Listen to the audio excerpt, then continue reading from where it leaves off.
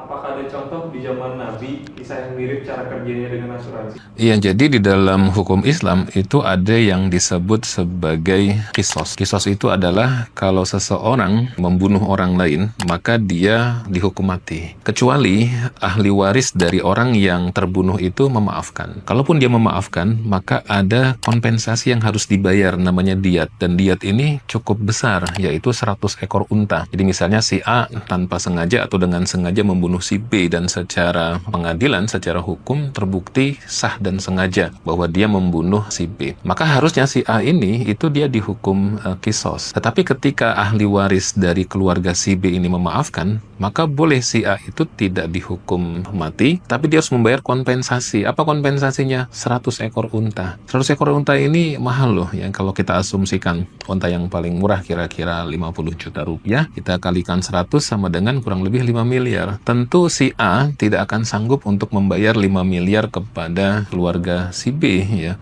Maka oleh karena itu ada sebuah sistem namanya nizam al-aqilah. Nah, nizam al-aqilah ini adalah keluarga dari si A itu kemudian bergotong royong untuk menghimpun dana sejumlah yang dibutuhkan, yaitu misalnya 5 miliar, untuk kemudian diberikan sebagai kompensasi kepada keluarga si B.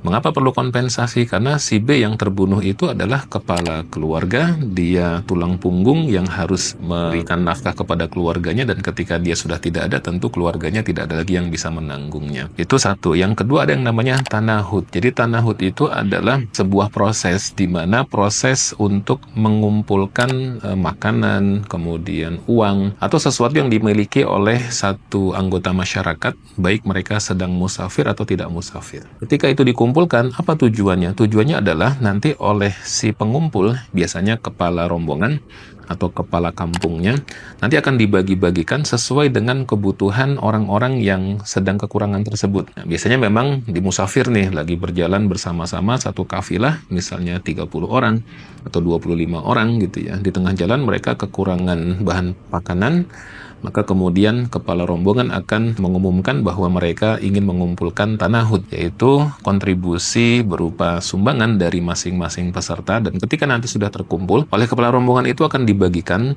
kepada yang lebih membutuhkan terlebih dahulu. Jadi ini merupakan salah satu bentuk dan cikal bakal asuransi yang terjadi di zaman Nabi Shallallahu Alaihi Wasallam, dan spirit itu tumbuh di asuransi saling jaga. Mudah-mudahan ini bermanfaat buat kita sekalian.